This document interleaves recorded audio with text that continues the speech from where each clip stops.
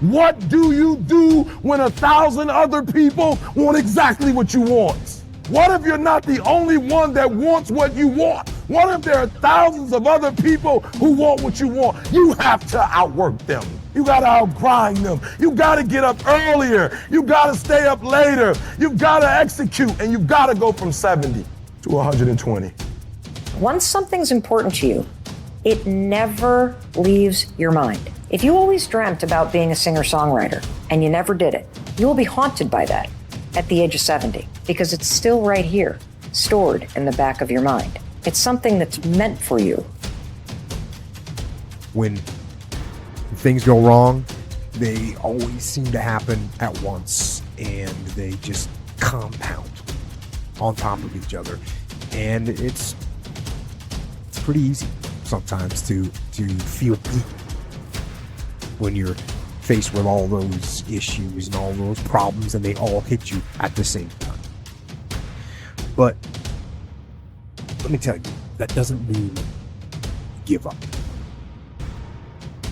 In fact, it means the opposite.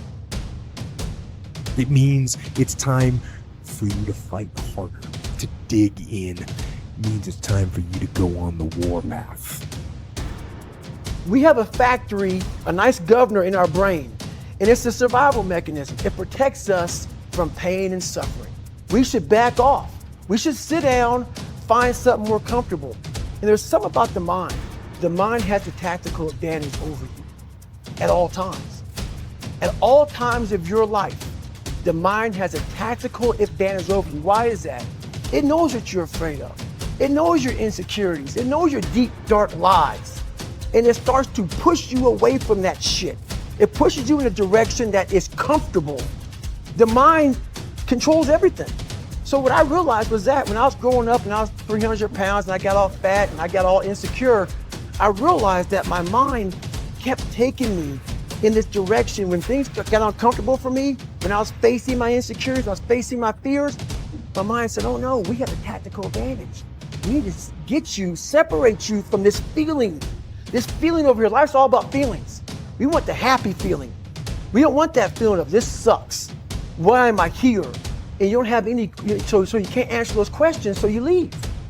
I started realizing that if in that moment, and you are now in charge of your brain versus your brain ruling you, that's where all that stuff comes from. So the 40% rule is all of that. You get to 40%, your brain says, we're done. Let's roll, man. This is starting to get painful. This is uncomfortable. At 40%, I'm feeling pain. That's where the 40% rule kicks in. Now it starts. Okay, I'm feeling pain. It starts telling you all these things. You start to believe it because the mind controls all. This is the time where you have to gain control back of your mind. You say, okay, let me see if I can go 45%. And once you start giving yourself more and more hope and start realizing, okay, the mind starts to be, okay, what are you doing? We're supposed to be going right and you're going left. You start then controlling your mind. You know, tough times, this is what they do in our lives. They reveal what we are made of. But they reveal what we are made of. You know, I will never know who you are until you go through tough times. I will never know what you are made of until you go through tough times. You will never know your true friends until you go through tough times. You will never know your true husband until you receive a message from the doctor that says there's no chance for you, of giving birth to children. You will never know his heart. You will never know. You will never know the wife that you have until you lose your job. That is when people are being revealed. Tough times, they reveal the true us. They reveal our true friends. They reveal what we are capable of. You will never know what you are capable of until you go through tough times.